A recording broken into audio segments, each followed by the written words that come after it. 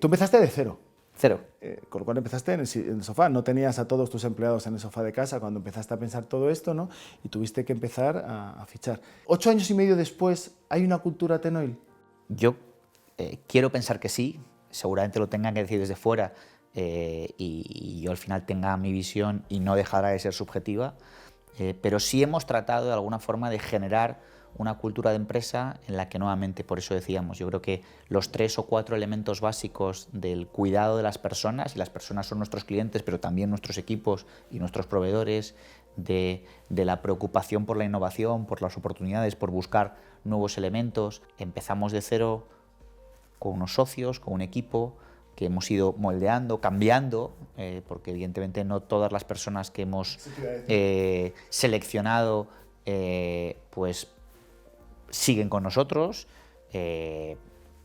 por todo tipo de circunstancias, otras que no hemos encontrado el encaje adecuado dentro de nuestro proyecto, pero estábamos en un barco que teníamos claro que desde el punto de vista temporal tenía una, entiéndase bien, caducidad. No solo nació para ser vendida, sino que lo más previsible, que es lo que acaba ocurriendo, es que te acabase comprando un industrial que tiene muchos más años que tú en el mercado, mucha más gente que tú en el mercado, y que evidentemente ha invertido infinitos más recursos que tú en generar una cultura. Es cierto que hemos hecho todos los esfuerzos posibles para que por lo menos este camino, yo creo que los elementos esenciales todos los tuviéramos, ya digo, muy impregnados en nuestro ADN, en nuestra visión del negocio, y ya digo, en esta ruta que he estado haciendo estos días con los equipos en las estaciones, en localizaciones absolutamente diferentes de España, pues yo creo que te das cuenta que yo creo que buena parte de eso, en mi opinión, se ha conseguido, pero también somos conscientes que en el próximo paso pues habrá ajustes, habrá matices, habrá cambios,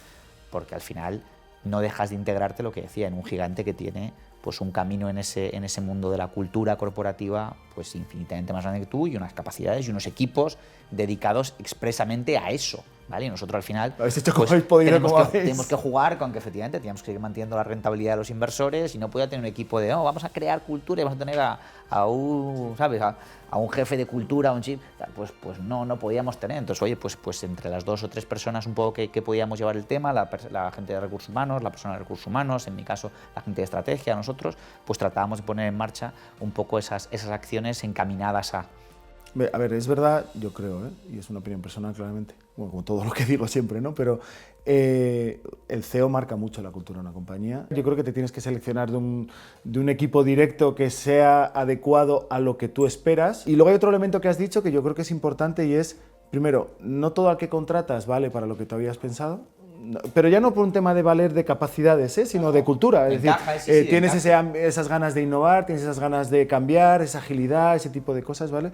Y luego muchas veces que tú llegas a un sitio y dices, es que no me siento en esta organización. O sea, ya no es que la organización piense no encajas con esta cultura, es que esta cultura no encaja en mí. Y al final, pues te vas de buenas, y no es malo, sino simplemente oye, no es mi sitio. Y ocurre y seguirá ocurriendo. Por eso digo que yo creo que en este proceso de cultura, yo creo que hay que tener 3 elementos. Uno, entender el barco en el que estás.